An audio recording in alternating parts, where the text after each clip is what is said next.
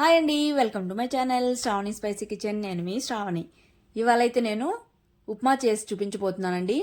ఉప్మా అంటే ఇలాంటి ఉప్మా కాదండి. ఇదైతే చాలా కమ్మగా టేస్టీగా ఉంటుంది. అందులో అయితే అస్సలు డౌట్ లేదు. తప్పకుండా అయితే ఈ విధంగా ట్రై చేయండి.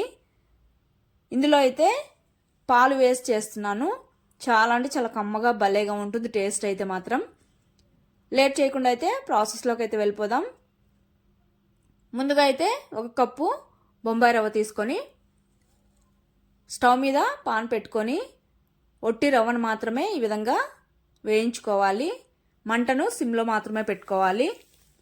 ఈ విధంగా 50% వేగిన తర్వాత ఇందులోకి ఒక స్పూను జీలకర్ర వేసుకొని మిగిలిన 50% దోరగా అయ్యేంత వరకు ఫ్రై చేసుకోవాలి.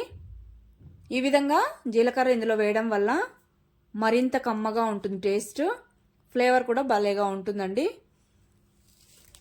తర్వాత వేగిన తర్వాత రవ్వనైతే తీసి ఒక ప్లేట్లో పక్కన పెట్టేసుకోవాలి. తర్వాత కడాయి పెట్టుకొని ఆయిల్ వేసుకోవాలి.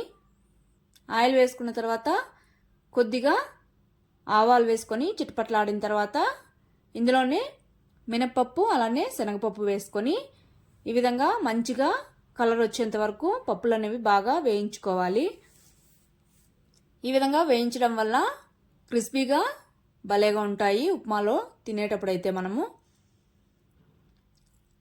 తర్వాత కొత్తిమీర కూడా ఈ విధంగా నేను కట్ చేసుకొని వేసుకుంటున్నాను. అలానే వేసామంటే కంపల్సరీ తీసి పక్కన పెట్టేస్తాం కదా, అందుకని ఇలా వేస్తున్నాను. తర్వాత పచ్చిమిర్చి అనేవి సన్నగా కట్ చేసుకొని వేసుకోవాలి.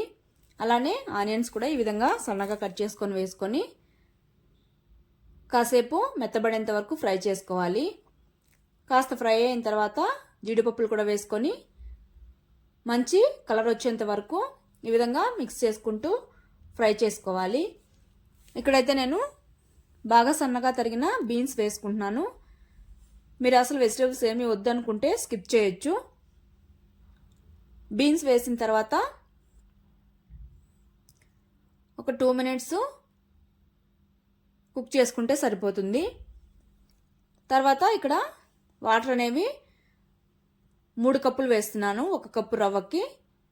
తర్వాత మళ్ళీ మనము పాలు అనేవి వేసుకుంటాం కాబట్టి సరిపోతుంది. వాటర్ వేసిన తర్వాత ఒకసారి బాగా మిక్స్ చేసేసుకోవాలి. ఇక్కడైతే నేను సాల్ట్ ఏమీ యాడ్ చేయట్లేదండి. సాల్ట్ వేసామంటే పాలు అనేవి విరిగిపోతాయి కాబట్టి చివరగా యాడ్ చేసుకోవాలి రవ్వతో పాటు. తర్వాత ఒక కప్పు పాలు వేసుకొని మంటను సిమ్లో పెట్టుకోవాలి. ఎందుకంటే మనము ఆల్రెడీ పచ్చిమిర్చి అవి వేసాం కాబట్టి విరిగిపోకుండా ఉంటాయి. ఈ విధంగా బాగా బాయిల్ అవుతున్నప్పుడు మనం వేయించి పెట్టుకున్నాం కదా రవ్వ, అందులోకి రుచికి తగినంత సాల్ట్ వేసేసుకొని ఒకసారి బాగా మిక్స్ చేసేసుకోవాలి. మిక్స్ చేసుకున్న తర్వాత ఇప్పుడైతే రవ్వను ఈ విధంగా మిక్స్ చేసుకుంటూనే ఉండాలి రవ్వ వేసేటప్పుడైతే, లేదంటే ఉండలు కట్టేస్తుంది. ఈ విధంగా కొద్దిగా రవ్వను వేసుకుంటూ మంటను సిమ్లో పెట్టుకొని కలుపుతూ ఉండాలి. ఒక 2 minutes మిక్స్ చేసుకుంటే సరిపోతుంది. తర్వాత ఎక్కువ మిక్స్ చేయకపోయినా ఉండలు అనేవి కట్టకుండా ఉంటుంది. ఈ విధంగా బాగా మిక్స్ చేసుకున్న తర్వాత మీడియం ఫ్లేమ్లోకి మంటను పెట్టుకొని దగ్గర పడేంత వరకు మధ్య మధ్యలో ఈ విధంగా కలుపుతూ కుక్ చేసుకోవాలి.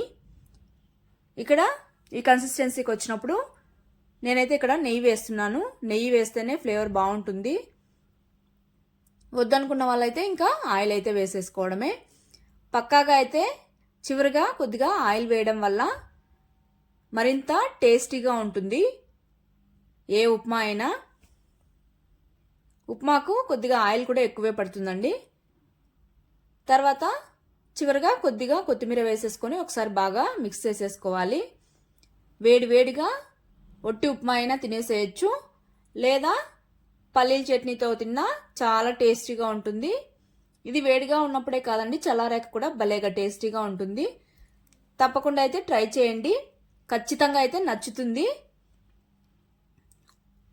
ట్రై చేసి మీకు ఎలా వచ్చిందో కమెంట్ చేయండి. అలానే అబ్బా ఉప్మా నానే వాళ్ళు మాత్రం పక్కాగా ట్రై చేసి చూడండి, నచ్చుతుంది. వేడివేడిగా పల్లీ చట్నీ కాంబినేషన్తో తింటే ఇంకా టేస్టీగా అయితే ఉంటుంది. పిల్లలు కూడా ఈ విధంగా ట్రై చేసి పెట్టి చూడండి, అస్సలు వద్దు అనకుండా లొట్టలు వేసుకొని మరీ తినేస్తారు.